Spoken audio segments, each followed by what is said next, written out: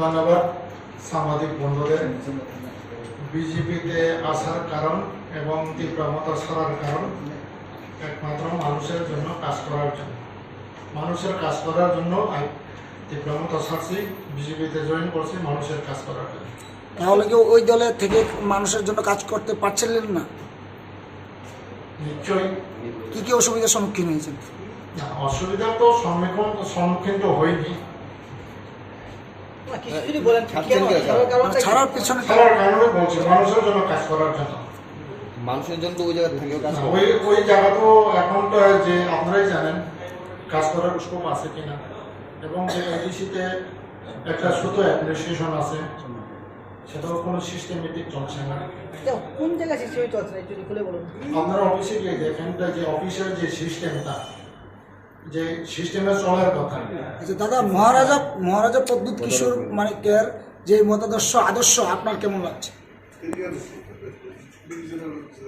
ওনার মতাদর্শ এবং আদর্শ ব্যক্তিগতভাবে আমি ওনার ব্যক্তিগত আদর্শ এবং মতাদর্শ না তীব্রমতার মতাদর্শ এবং আদর্শ কোনটা জিজ্ঞাসা করছেন না?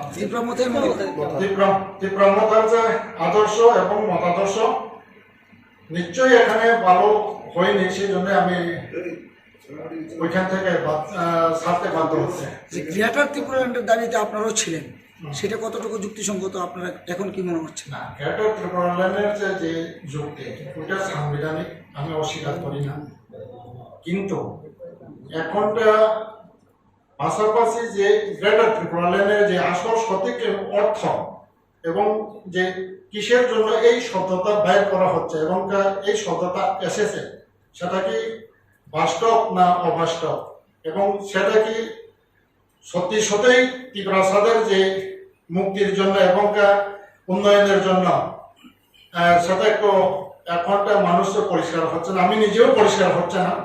এবং আমি আশা করি যারা যে তীব্রমতাতে এখনটা আমার মতো যারা লিডার আছে এবং যারা সমর্থক আছে তারাও নিশ্চয়ই বুঝতে পারছে না যে সেটার মানে যে মিনিংটা, যে গ্রেটার ত্রিপুরাল্যান্ডের মিনিংটা এখন তারা যেটা ইমোশনালি যেটা তারা বুঝছে, নিশ্চয়ই এটা তারা হয়তো যদি সময়ে যদি ওই মিনিংটা যদি সত্যি সত্যি যদি তারা বুঝে, তাহলে নিশ্চয়ই তখন যে আমি যে ডিসিশন নিচ্ছি নিশ্চয়ই এই ডিসিশনটা সবাই নেবে, সেটা হয়তো সময় লাগবে।